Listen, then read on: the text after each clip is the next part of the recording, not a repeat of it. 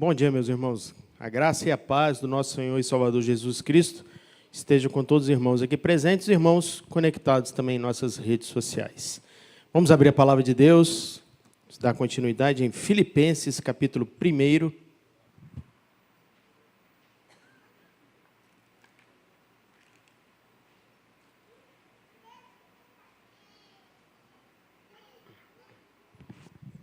Filipenses, capítulo 1, a partir do verso 3.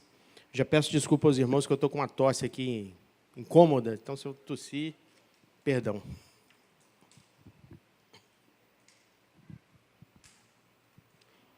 Epístola de Paulo aos Filipenses, capítulo 1, verso 3 até o 11.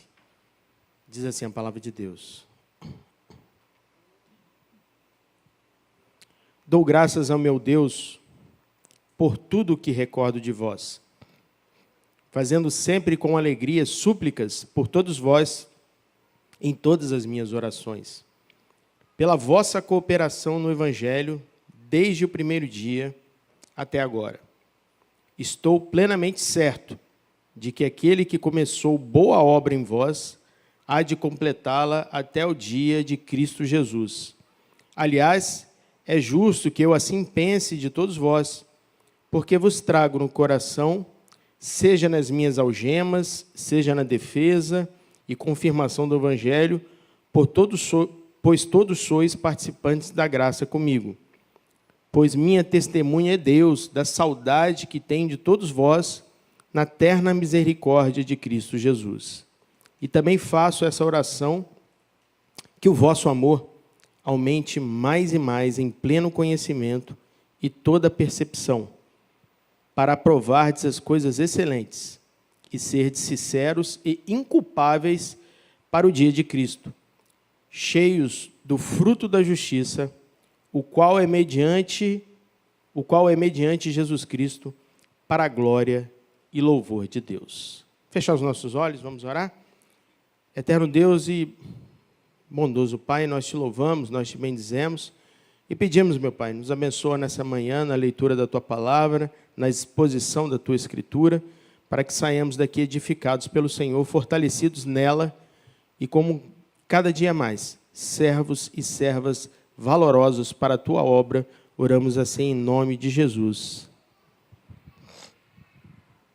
Meus irmãos, domingo passado o pastor Anchieta aplicou os 2 primeiros versículos do capítulo 1, ele fez uma introdução ao livro de Filipenses, a Epístola de Paulo aos Filipenses, e após essa saudação que foi lida no domingo passado, Paulo faz uma oração e ações de graças a Deus pela vida desses irmãos de Filipos.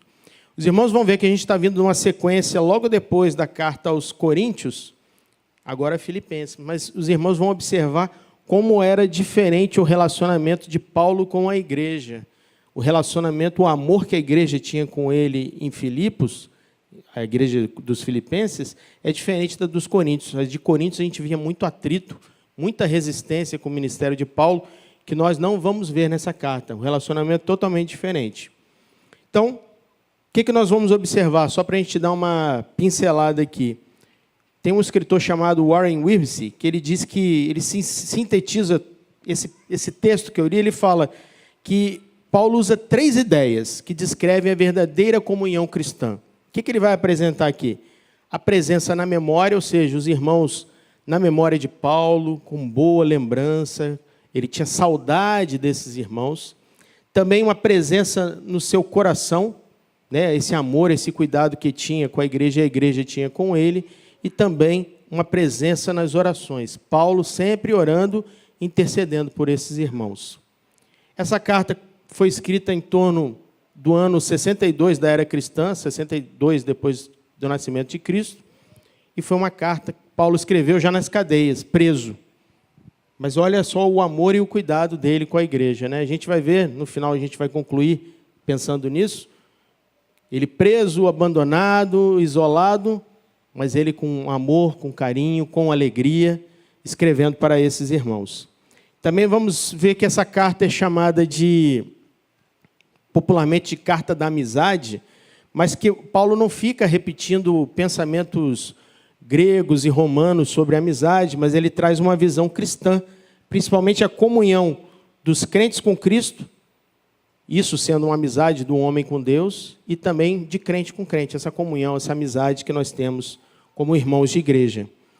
Nós vamos ver ao longo desses estudos, essas cartas também, que Epafrodito, que era um dos pastores dessa igreja, vai escrever, alertando os irmãos sobre os mestres judaizantes que tinham chegado na igreja. Então, Paulo vai escrever, daqui a pouco os irmãos vão ver, alertando sobre isso. E Paulo agradece tudo que ele passou com os irmãos de Filipe e expressa uma certeza de que tudo que acontece, tudo que aconteceu, é obra somente de Deus, do nosso Deus. Então, vamos lá, verso 3. Vamos começar, como é que Paulo apresenta aqui esse início dessa perícope? Com uma ação de graça. Ele diz assim: dou graças a meu Deus por tudo que recordo de vós.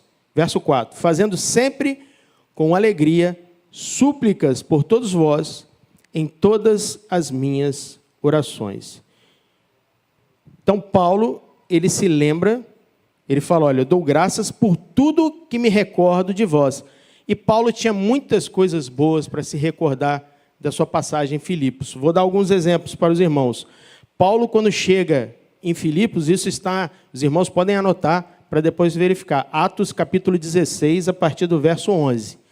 Paulo, quando ele chega em Filipos, a palavra de Deus diz que ele vai para um rio orar, e ali próximo tem uma mulher chamada Lídia, e ela ouve a oração de Paulo e também a sua pregação, e a palavra de Deus diz que Deus move o coração de Lídia, e ela se converte ao Senhor, e não somente ela, toda a sua casa, eles são batizados, e os irmãos que estavam ali com Paulo, junto com Paulo, são constrangidos a irem na casa de Lídia pregar a palavra de Deus.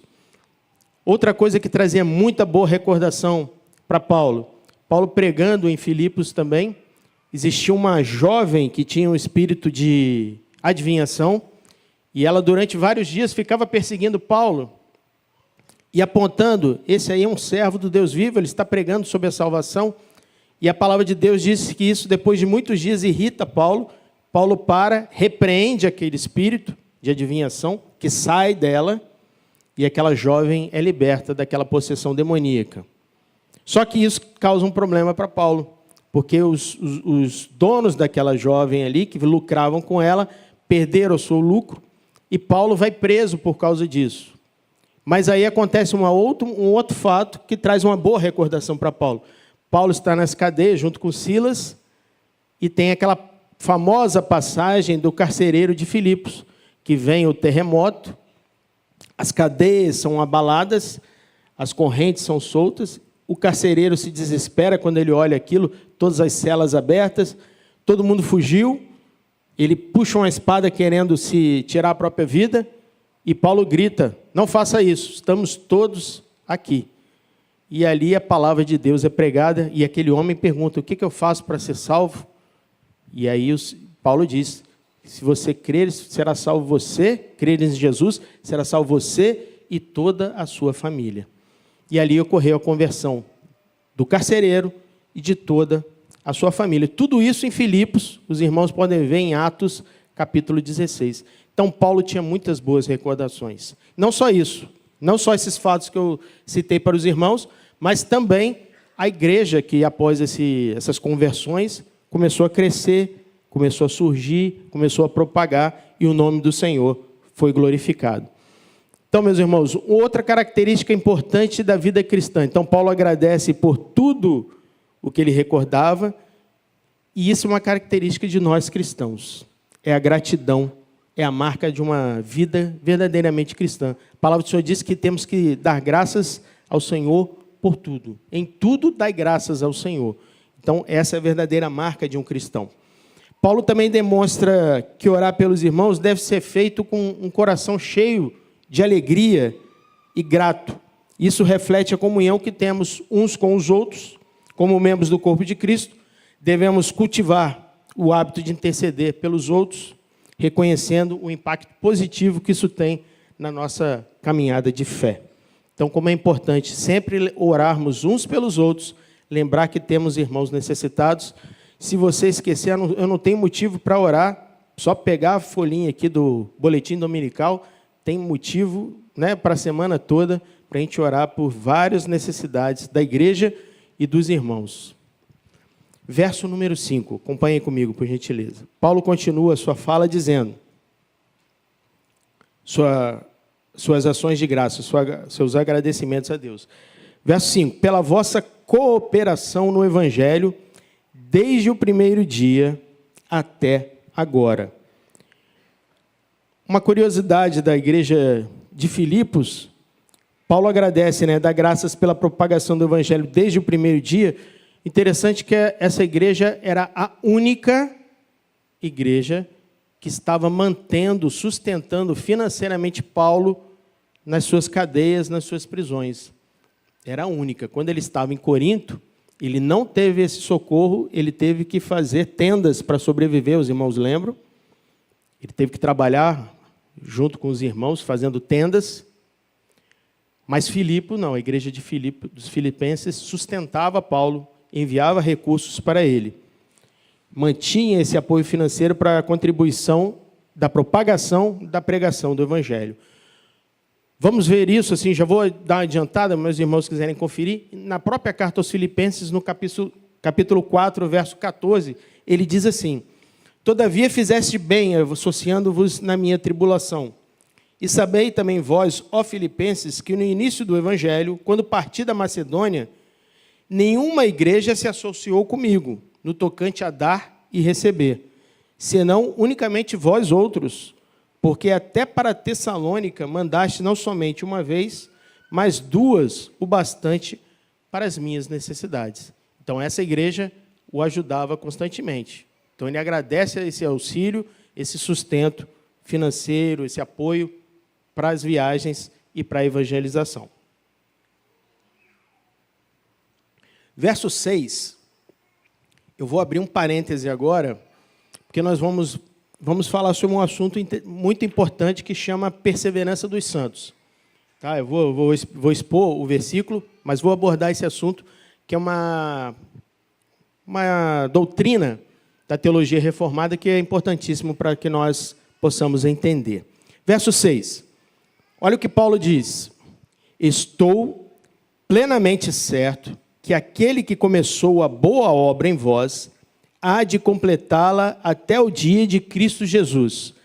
Pergunta aos irmãos, Paulo estava com dúvida? Ele começa falando, talvez, não sei, pode ser. Como é que ele começa a frase? Ele fala, eu tenho certeza, estou certo, estou plenamente certo de que aquele que começou a boa obra em vós há de completá-la até o dia de Cristo Jesus. Paulo fala da certeza da salvação que ele tinha dos filipenses. Eu tenho certeza da salvação de vocês e da obra de Deus na vida de vocês. Muitos em Filipos seguiam diversas religiões ali antes da chegada dos evangelistas. Alguns poderiam ser judeus, outros seguiam a adoração ao culto ao imperador ou a outros deuses gregos e romanos ali daquela cidade. Mas aquele povo, ele teve seus olhos abertos, eles foram perdoados, eles foram justificados, eles foram regenerados, e a vida deles foi mudada radicalmente, e eles se organizaram como igreja. E eles tinham uma certeza que Deus iria santificar a vida deles, Deus iria terminar aquela obra, e iria recebê-los em glória. E eles ressuscitariam para uma nova vida e entrariam para novos céus preparados por Deus, louvado seja Deus. Meus irmãos, abrindo parênteses então, certeza da salvação, a perseverança dos santos é uma ação de Deus por nós, pois nós fomos predestinados e seu Filho foi enviado para morrer por cada um de nós. Aqueles que foram predestinados estão certos da sua salvação, porque quem sustenta a salvação, nós vamos ver, não é o homem, mas quem sustenta a salvação é o nosso Deus. Jó, ele fala o seguinte, Eu bem sei que tudo podes e que nenhum dos seus planos pode ser frustrado. Os planos de Deus não serão frustrados na nossa vida. É somente pela graça que nós, servos de Deus, que nós cristãos perseveramos. Deus termina o que Ele começou. Ele garante que seus propósitos na eleição não serão frustrados. Os planos de Deus não podem ser frustrados. Quando Deus começa uma boa obra numa pessoa, Ele sempre completa, e o nosso prosseguir em arrependimento, em fé e obediência, é evidência que estamos somente em Cristo e que somos herdeiros da promessa do Senhor. Como eu falei para os irmãos, Paulo começa dizendo, eu estou bem certo, eu tenho certeza. E ele continua falando isso nas suas outras cartas. Ele tinha certeza da salvação. E nós podemos ter também certeza da nossa salvação. Nós não somos mais como antes, né, pastor? Que a gente de manhã perdia a salvação, à noite recuperava, no outro dia de novo, se vai e vem. Agora estou bem certo, eu tenho certeza. Paulo, em Romanos capítulo 8, 38, ele diz, porque estou bem certo de que nem a morte, nem a vida, nem os anjos, nem os principados, nem as coisas do presente, nem as do porvir, nem os poderes, nem as alturas, nem a profundidade, nem qualquer outra criatura poderá separar-nos do amor de Deus que está em Cristo Jesus. Louvado seja Deus. Nada poderá nos separar do amor que está em Cristo Jesus. E Paulo tinha uma certeza, eu estou bem certo. Meus irmãos, a origem da salvação, da obra salvadora na nossa vida, quem inicia a salvação é Deus, transformando os nossos corações.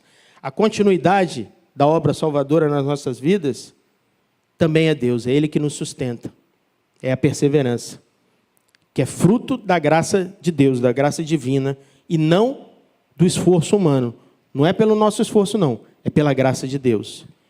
E a consumação dessa obra, quem que vai fazer? Quem é a garantia? É Deus. É Deus que completará o trabalho. Tanto que no verso 6 diz, estou bem certo que aquele que começou a boa obra há de completá-la. Louvado seja Deus. A perseverança, então, dos santos não é baseada na força do crente, mas somente na fidelidade de Deus. Deus, Ele é fiel. Louvado seja Deus. Então, nós temos essa segurança da salvação. Jesus, no Evangelho de João, ele diz também, as minhas ovelhas ouvem a minha voz e eu as conheço, e elas me seguem. Eu lhes dou a vida eterna, jamais perecerão, e ninguém as arrebatará das minhas mãos. Aquilo que o Pai me deu é maior do que tudo, e da mão do meu Pai ninguém pode arrebatar. E ainda, em Romanos capítulo 8, verso 30, Paulo ainda conclui dizendo que Deus, aqueles que Deus predestinou, Ele também chamou, e aos que chamou também justificou, e aos que justificou, Ele também glorificou. Louvado seja Deus. Mas aí alguns irmãos podem levantar algumas dúvidas em seus corações, os irmãos podem questionar, mas e aqueles que abandonam a fé? Aquele que era um servo de Deus, pregava, falava, a gente via a ação de Deus na vida dele. A teologia reformada, e nós entendemos também que aqueles que aparentam abandonar a fé, na verdade, eles nunca foram genuinamente regenerados pelo Espírito Santo de Deus. A verdadeira fé, ela persevera porque ela é sustentada por Deus, ela não depende de nós, homens. Ela é somente e totalmente sustentada pelo nosso Deus. A gente vê isso em 1 João, capítulo 2, verso 19, ele traz um ensinamento muito importante sobre isso. Ele diz que aqueles que saíram do nosso meio não eram dos nossos, porque se tivessem sido dos nossos, teriam permanecido conosco. Todavia, eles se foram para que se ficasse manifesto que nenhum deles era dos nossos. E também, Jesus, quando está falando de Judas Iscariotes, ele fala em João capítulo 17, 12, ele diz o seguinte, quando eu estava com eles, está falando dos discípulos, guardava-os no teu nome, que me deste, e protegi-os, e nenhum deles se perdeu, exceto o filho da perdição. Por quê? Para que se cumprisse o que estava escrito na Sagrada Escritura. Então, de todos os apóstolos, todos foram preservados. Só um se perdeu, porque estava escrito. Mas aqueles que o Pai deu para ele, nenhum deles se perdeu. O Senhor guardou. O Senhor guarda os seus, os servos de Deus, a igreja do Senhor, os servos que são eleitos, justificados, regenerados, remidos e lavados no sangue do Cordeiro, eles são guardados e protegidos pelo Senhor. Então, outro questionamento que pode subir ao coração dos irmãos. Então, eu estou salvo, eu posso fazer o que eu quiser agora. É licença para pecar. Não, não é isso que a palavra de Deus diz. De forma alguma. Aqueles que são verdadeiramente regenerados, eles demonstram constantemente frutos de arrependimento e de santificação. A palavra do Senhor diz em Romanos 6, que diremos, pois, permaneceremos no pecado para que seja a graça mais abundante? De modo nenhum. Como viveremos ainda no pecado, nós, os que para ele morremos? Então, de forma nenhuma. Não é liberdade para isso. Aplicações para a nossa vida. Como é que nós podemos aplicar essa palavra do Senhor para a nossa vida? Os crentes, eles podem descansar no fato de que a sua salvação está firmada na obra de Cristo e não nos seus próprios esforços. Não é pelo seu esforço, pelo seu mérito, é somente pelas obras de Cristo. A certeza também da perseverança nos encoraja a viver vida santa em gratidão a Deus, porque sabemos que Deus nos preserva. E ainda, uma forma de consolo. Mesmo em momentos de fraqueza e dúvida, o crente ele pode confiar que Deus está trabalhando para completar a obra na sua vida. Não é pelo seu esforço, novamente, não é pelo seu mérito, é pelos méritos de Cristo, pela graça divina do nosso Senhor e Salvador, Jesus Cristo. Concluindo, a perseverança dos santos não é fundamentada na capacidade humana, mas na graça soberana de Deus. E essa doutrina ela traz conforto, segurança e encorajamento a todos nós, porque na palavra de Deus diz que aquele que o chama é fiel e ele o fará. Louvado seja Deus. Eu queria só abrir, fechando parênteses agora, só para explicar esse versículo 6, que fala que aquele que inicia a boa obra, ele há de completar, e a segurança que nós temos na nossa salvação, porque é Deus que está no controle de todas as coisas. Louvado seja Deus. Verso 7. Aliás, é justo que eu pense de todos vós, porque vos trago no coração, seja nas minhas algemas, seja na defesa e confirmação do Evangelho, porque todos sois participantes da graça comigo. Verso 8 ainda. Pois minha testemunha é Deus, da saudade que tenho de todos vós, na terna misericórdia de Cristo Jesus. Paulo tinha um carinho profundo por esses irmãos. A palavra saudade, que está aqui, na verdade, saudade é uma palavra que só existe no português, né? No original, no grego original, está falando de eu sinto nas minhas entranhas, que era como que as pessoas naqueles séculos passados descreviam. Sabe quando a gente sente um frio na barriga? É isso que eles descreviam, o amor, a saudade, os sentimentos estavam nas entranhas. Então, quando ele fala, na verdade, ele está dizendo assim, eu tenho um sentimento profundo nas minhas entranhas por vocês, irmãos, é isso que ele está falando. Então ele fala, pois minha testemunha é das saudades que eu tenho por vós na eterna misericórdia de Cristo. E ele tinha essa saudade, ele tinha esse carinho especial por esses irmãos, porque já tinha 10 anos que ele não via esses irmãos de Filipos. Então ele continuava nessa carta, falando desse amor, saudade, desse carinho que ele tinha por eles. Verso 9. E também faço esta oração, que o vosso amor aumente, mais e mais, em pleno conhecimento e toda percepção. Interessante, nesse versículo, meus irmãos, olhem pelo que Paulo estava orando pela igreja. Ele não orou por ajuda financeira, ele não orou por curas, libertações. Ele orou pelo quê para que essa igreja acontecesse nessa igreja? Para que o vosso amor aumente, para que esses irmãos tivessem mais amor um pelos outros, mais amor por Deus, mais amor pelo trabalho, mais amor pela obra de Deus, pela obra salvadora de Deus. Então, Paulo tinha esse sentimento, a certeza da eleição e da salvação deles. Não diminuíam as orações, principalmente, que o seu amor aumente em conhecimento, percepção e seja com discernimento. Então, mesmo sabendo da certeza da salvação daqueles irmãos, eles continuavam orando. Por isso que nós temos que orar uns pelos outros. Ainda no verso 10, para provardes as coisas excelentes e serdes sinceros e inculpáveis para o dia de Cristo.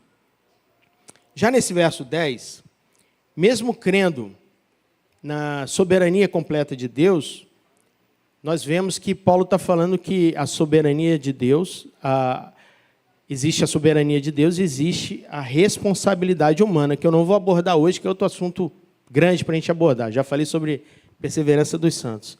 Mas que são dois trilhos que andam lado a lado, paralelos, que lá na frente a gente não sabe onde que eles se cruzam. Mas isso é uma tensão que existe na palavra de Deus, um assunto complexo para a gente trazer outro dia. Mas, o que Paulo fala? Para provardes as coisas excelentes e serdes sinceros e inculpáveis. Então, existe uma responsabilidade nossa aqui também. E concluindo, no verso 11, cheios do fruto de justiça, para o qual é mediante Jesus Cristo, para a glória e louvor de Deus. Frutos de justiça são os frutos da justificação das boas obras. E tudo isso tem um só motivo, tem um só resultado, é tudo para a glória de Deus. Então, tudo que fazemos, tudo que executamos, tudo que devemos fazer, tudo é para a honra e glória do nosso Senhor e Salvador Jesus Cristo.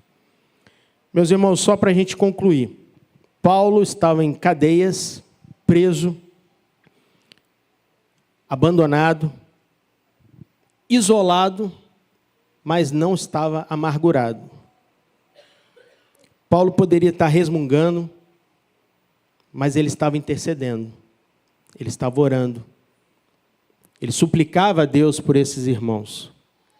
Gratidão a Deus ele tinha no seu coração, pelo que ele passou, pelas suas memórias, ele lembra de muitas coisas boas, pelo sustento que os irmãos mantinham pela sua vida. Paulo, mesmo nas cadeias, ele vivia contente. E o relacionamento dele com esses filipenses nos ensina que as pessoas que foram salvas, elas são generosas.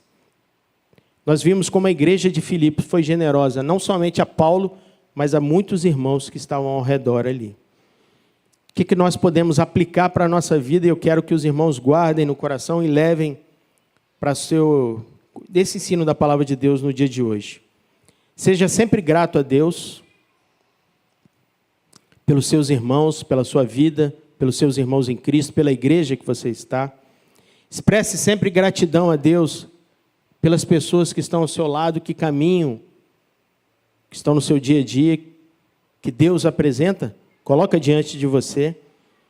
Confie em Deus, Ele está trabalhando em você e nos outros que estão ao seu redor.